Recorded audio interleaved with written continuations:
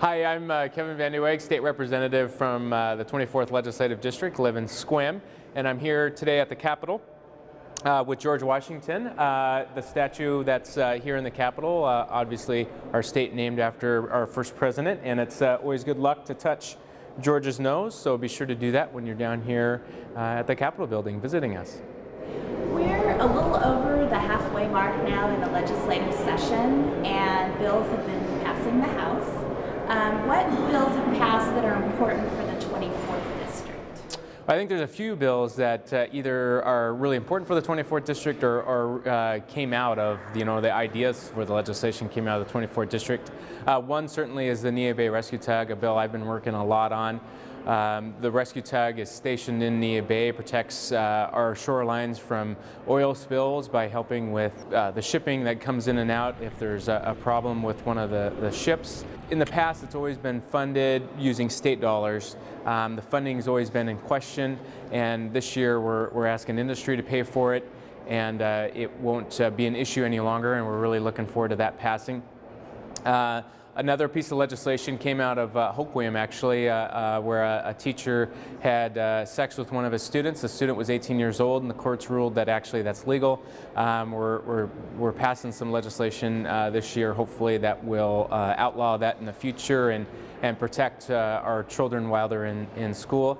Another important bill concerns human remains, which obviously are important issues for Jefferson County and Port Angeles that have dealt with the finding of human remains, and so this is a long process, a lot of legislation being brought about by Representative John McCoy over a few different years, and this year's bill is well on its way to passage, and it has to do with rulemaking for when we do find human remains, how to deal with that so we don't get into another Port Angeles graving dock situation.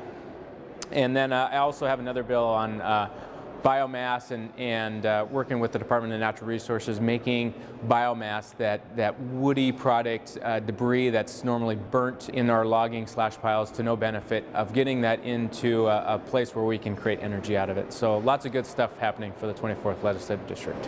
And what about for small businesses? Is the legislature doing anything to help?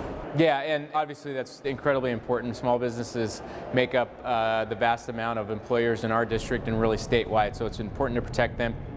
We've done two things that I think are fundamentally really important. One, we're working on legislation to allow small businesses to cut back the number of hours their employees work, and the employees can make up that difference with some unemployment benefits. So instead of a small employer having to lay off somebody, they can reduce their hours. The employee isn't hurt that bad because they can make up some of that lost wages with unemployment benefits, and it's really a win-win because the state in this economic downturn is much better off having people working, even if it's only part-time. Another thing we have accomplished is legislation that reduces the reporting requirements and a lot of the red tape required of small businesses, and that should help them operate better and more efficiently. And in all this bad news with the budget shortfall and the bad news in the economy, is there any good news at all? Well, I do think there are some good news. The action we've already taken has cut $719 million out of our current budget, and I think that shows that we're really concerned about this, that the state is able and willing to make some quick, drastic budget cuts that will help us reach our budget shortfall.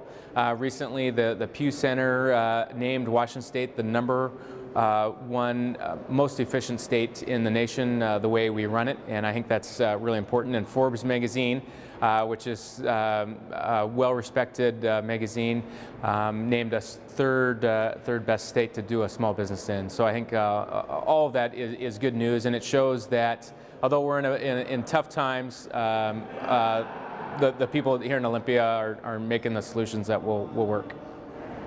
So it's time to get back to work now, huh? That's right, yes. Okay, thank you.